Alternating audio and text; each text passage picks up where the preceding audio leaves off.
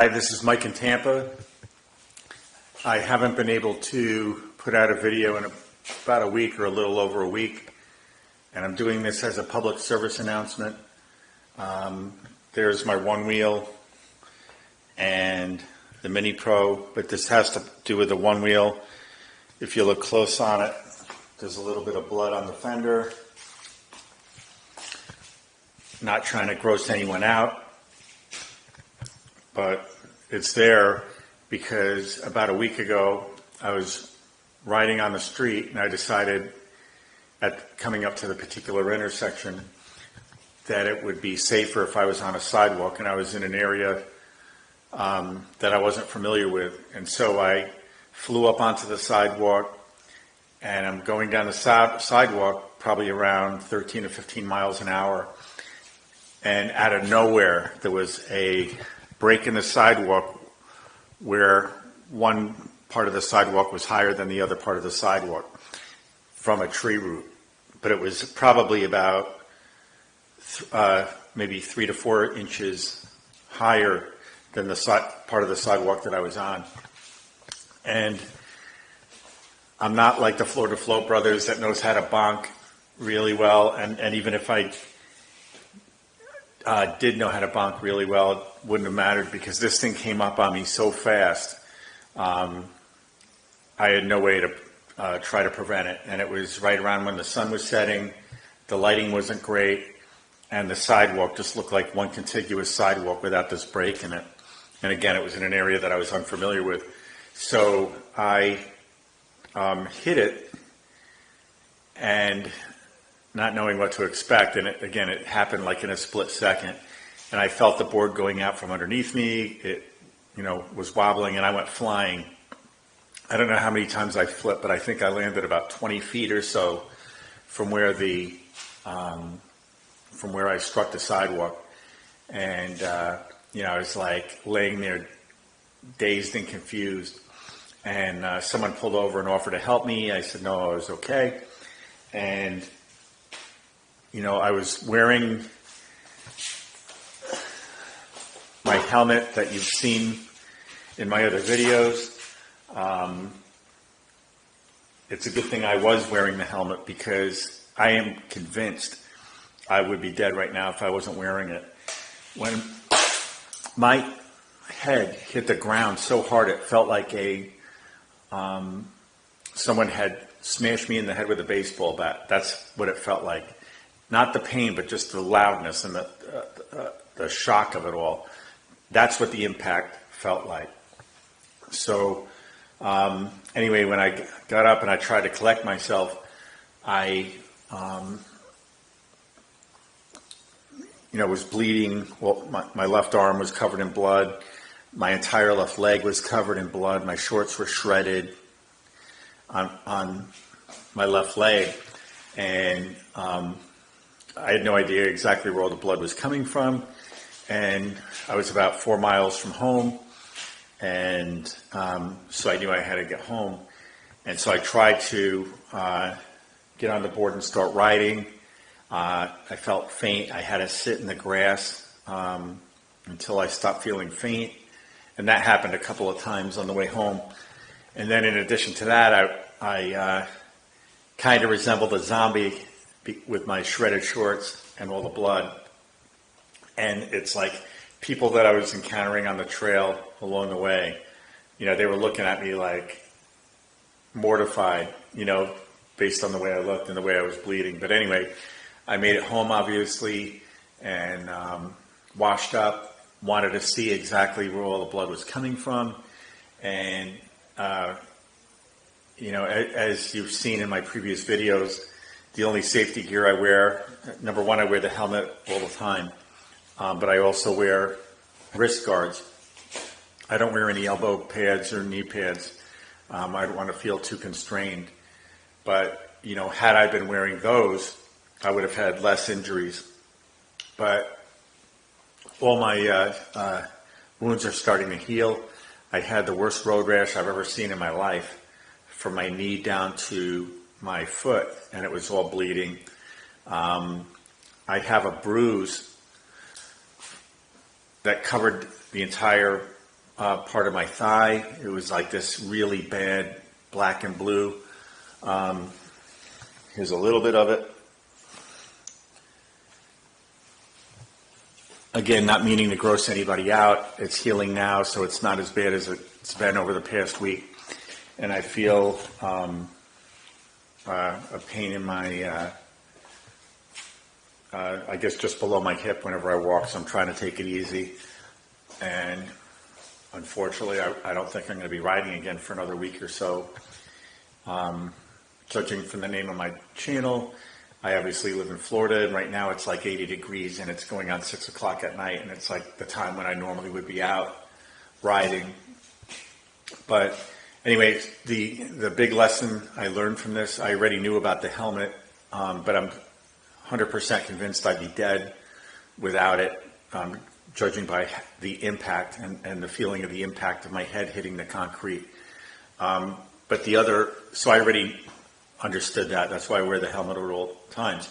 But the other lesson I learned from this is, if you're riding in unfamiliar territory, especially on sidewalks, don't go as fast as you normally go.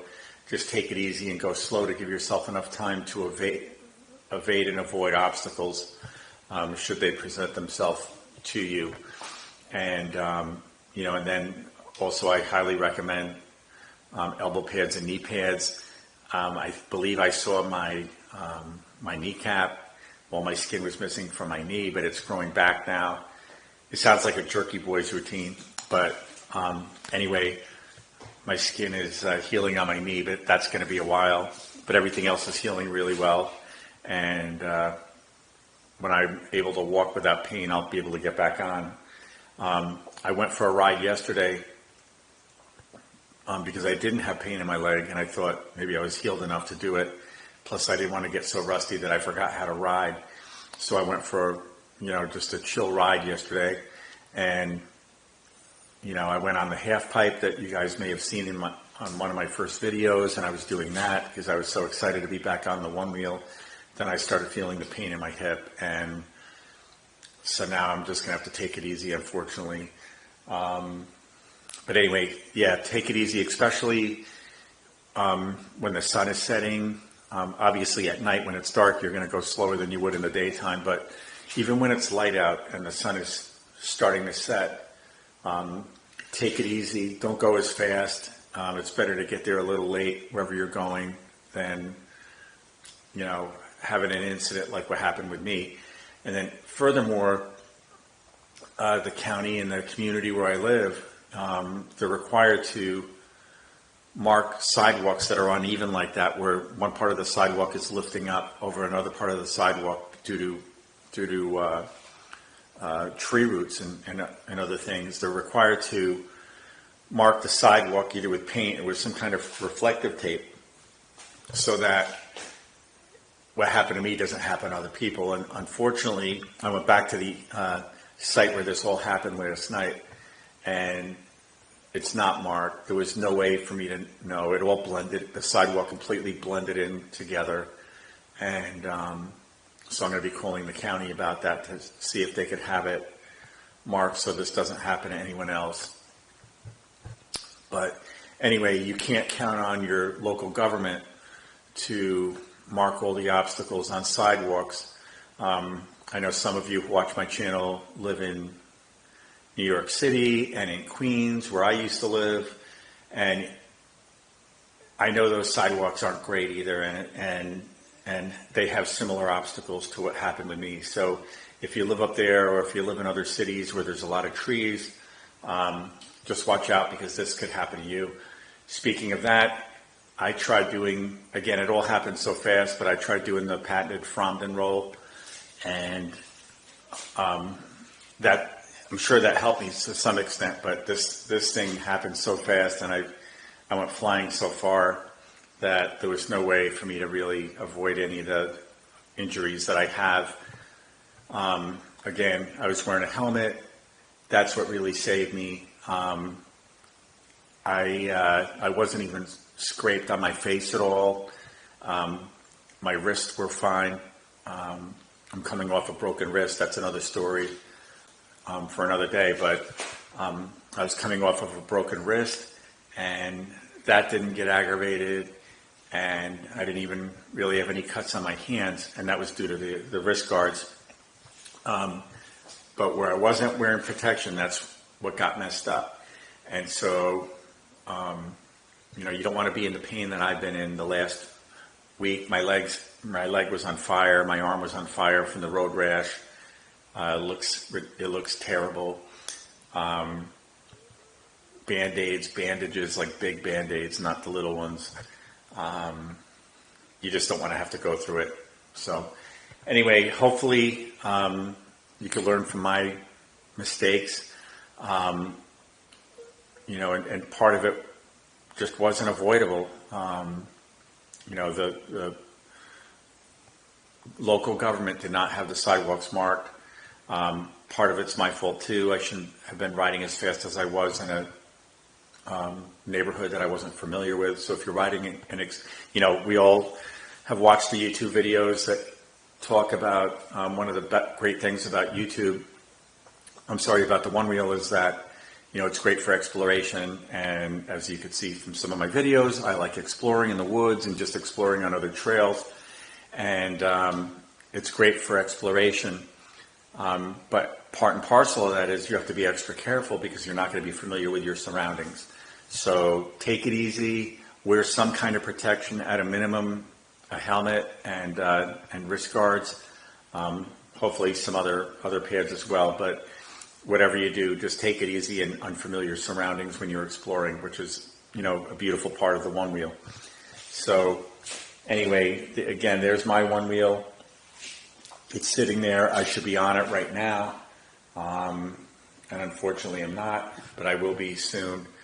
But I wanted to get this out there just to explain why I haven't posted anything in a week. And also I wanted to share my experience and try to hopefully help others avoid what I've just had to go through over the past week.